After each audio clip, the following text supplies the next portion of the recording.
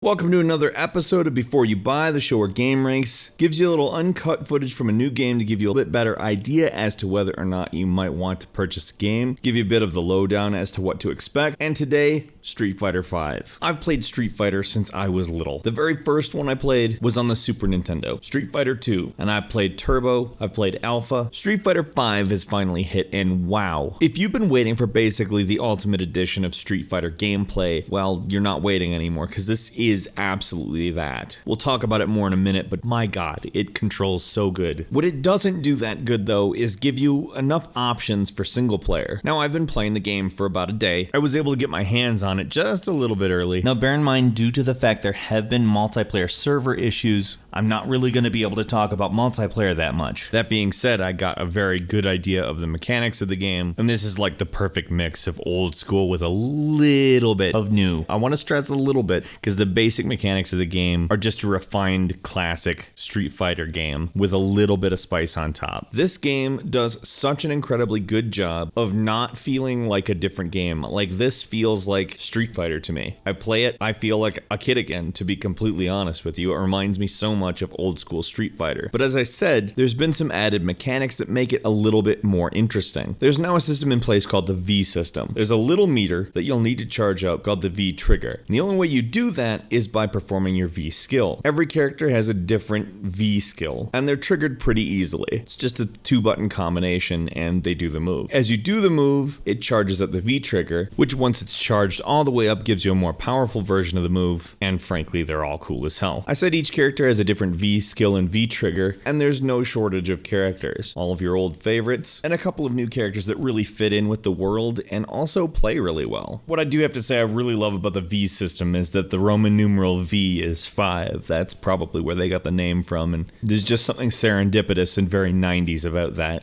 Each character has a unique story, which is oddly enough not told through 3D sequences, but rather hand-drawn 2D sequences that are voice acted. The acting itself is actually pretty decent, all things considered, fighting game voice acting usually not being the best. But the dialogue is almost, I don't know, the best way to describe it I'd have to say is realizes that it's bad. But that's not a bad thing. For whatever reason, it's endearing and weird, in a way that I've always kind of looked at Street Fighter to be. Street Fighter doesn't really make an entirely large amount of sense, and doesn't try too hard to do so. For instance, the very first scene with Ryu has him in New Zealand dealing with an evil Ryu ghost, who then disappears and then you don't deal with it. I don't know, it's really weird. If you don't have the same kind of penchant for awkwardness that I do, you can skip it, so don't worry about that. Once you drop yourself into the game, you're like, are you joking? Why did you not use this style for the cutscenes? Because it's amazing. The visuals in this game, in my opinion, are possibly, at least as far as fighting games, the best I've ever seen. I don't want to call it cel-shaded, but I don't want to call it realistic. And again, they're stylized, so there's an element of taste in that as well, but they're really good graphics. Something you may find is that there's an absolute dearth of different modes in the game for single player, which, let me tell you, is gonna frustrate you if you're a fan of arcade mode, which I most certainly am. We talked a little bit about the story mode. It's kinda weird,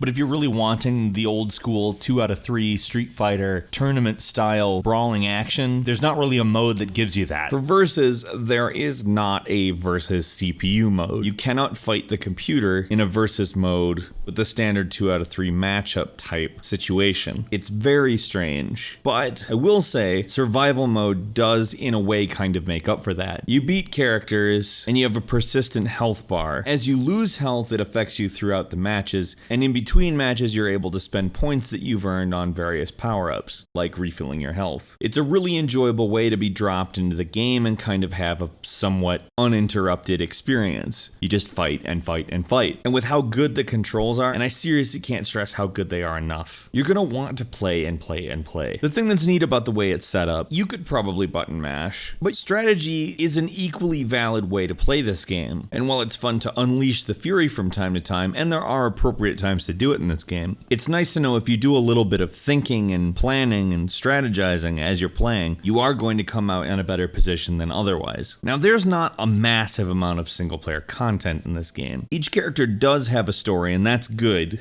And for what they're worth, they're certainly interesting stories. They're not dumb. They're weird, but they're not dumb. Now, that being said, I think that this game is definitely geared towards multiplayer. I didn't have the opportunity to play multiplayer. Capcom's launch of the multiplayer servers has not gone well, let's just say. But I did have the opportunity to, like I said, get used to the controls and the new changes, which are not that disorienting. In fact, I didn't even really feel that there was a learning curve. So assuming when players are at peak capacity, it can handle matchmaking well and do everything the way that it's supposed to, the multiplayer experience is going to be good because this is a tight game. There's a few different multiplayer modes. In fact, even if you count training, there's less single player modes than multiplayer modes because Versus is purely a local multiplayer mode. Once again, there's no CPU fights. Speaking of training mode, when you boot the game up, you get training, and it's probably a good thing. I didn't need it really to pick up the controls, but it was nice to review it, so I didn't have any of that I've played other fighting games since the last Street Fighter disorientation. And once I was comfortable with it, I was able to skip through the rest of the training when I wanted to. But I can tell very much that this game is geared towards esports and having a fun game to play on the couch with your siblings or friends or even spouse. I would avoid playing it with parents though, as the general aesthetic of characters can be uncomfortable for parent-child interaction. That's how I'm gonna put that, not in any other way either. Guys, I'm gonna have to go ahead and say I do definitely recommend this game, but with the small caveat that you know that the single player mode is not expansive. If you're okay with that and like Street Fighter, you're going to love Street Fighter V. Seriously, they got so much right about this game. It's the fighting game to beat from now on. You're gonna see a lot of copycats from Street Fighter V in every possible way. It's a tight game and it looks gorgeous. I can't outright say to you that the multiplayer is fantastic because I haven't been able to play the multiplayer, and I know